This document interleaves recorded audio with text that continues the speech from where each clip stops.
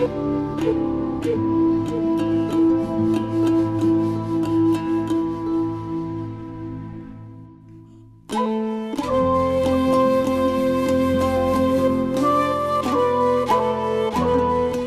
Азиянын көптөгөн жер аянттарында топурактын деградациясы аябай күч алган.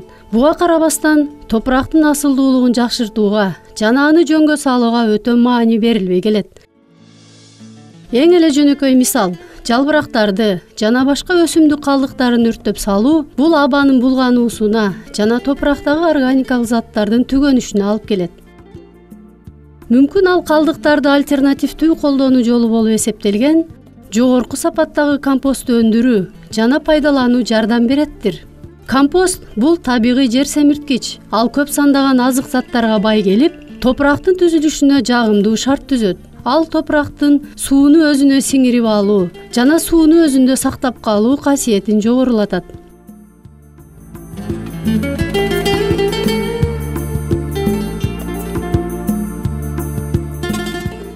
Жогорку сапаттагы компосту даярдоо кыйын деле эмес, эгерде төмөндөгү факторлорду туура сактаса. Алар: компост үчүн материалдар, компост жабуусунун аянты жана аэрация, нымдуулук, жылуулук, компост үймөгүнүн орду.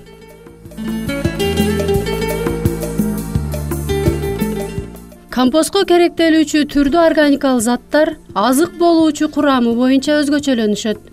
Компост жасоодогу фундаменталдык элементтер болуп көмүртек жана азот эсептелинет. Өсүмдүктүн кургак калдыктары көмүртекке бай, ал эми азот жашыл чөптөрдүн жана башка өсүмдүк калдыктарынын жана малдын кыгынын курамында көп кездешет. Чирүү процесси өз убагында жүрүш үчүн компост үймөгүндөгү колдонулган заттардын бири-бирине болгон катышы баланс болушу маанилүү. Компост үймөгү аба менен камсыз болуш үчүн бир аз бутактарды, шактарды кошуп койсок абдан пайдалуу болот. Компосттун сапатын байытыш үчүн өсүмдүк калдыктары, тамак-аштын калдыктары, жумуртканын кабыгы, отундун күлү же малдын көңү. Компосттун чирүү процессине тоскоолдук жаратуучу, ууландыруучу заттардын курамынын көбөйүшүнө жол бербөө керек. Алар пластикалык таштандылар, батарея, айнек идиштер, чирибей турган заттар.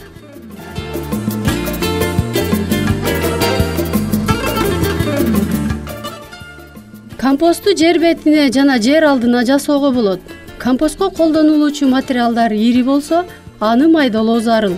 Себеби мында компосттун чирүү процесси жүрүп, аба менен жакшы камсыздалат. Компосту бешилик же күрөк менен аралаштыруу компост үймөгүндөгү микроорганизмдердин иштөөсүн тездетет.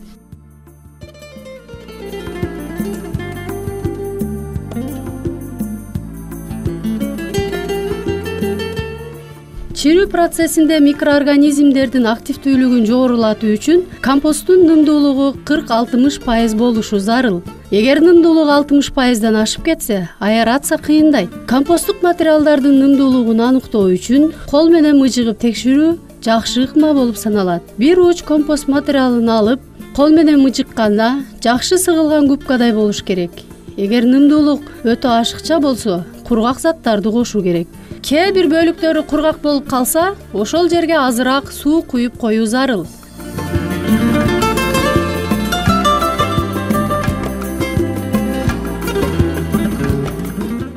Микроорганизмдер аркылуу чирүү процесси жүрүп жаткан учурда жылуулук бөлүнүп чыгат. Температура 32-60 градус Цельсияга жеткенде компост эффективдүү чирий баштайт. Ал эми 60 градус Цельсиядан жогору болгон учурда компост үймөгүндөгү маанилүү микроорганизмдердин активдүүлүгүн басаңдатып коет. Компосту аз убакыттын ичинде жасоого жетишүү үчүн жылуулук маанилүү болгондуктан Кыргызстан сыяктуу кышы суук региондордо компосттун чирүү процесси кечеңдейт. Андыктан компосттун сыртынан топурактын калың катмары жана саман менен жабылышы компосттун чирүү процессинин мөөнөтүн узартууга жардам берет.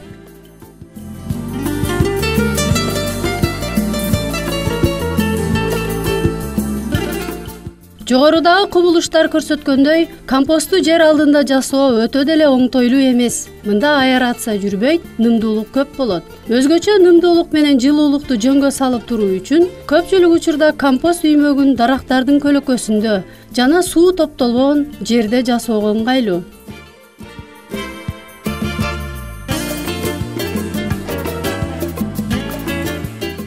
Компост жасоо колдо бар өсүмдүк жана жаныбарлардан чыккан калдыктарды пайдалуу иштетүү үчүн жакшы ыкма болуп саналат. Ошондой эле топуракты асылдандырууда жогорку сапаттагы кымбат эмес, баалуу субстрат болуп саналат. Компост бул пайдалуу ресурс. Аны пайдалануу учуру келип жетти.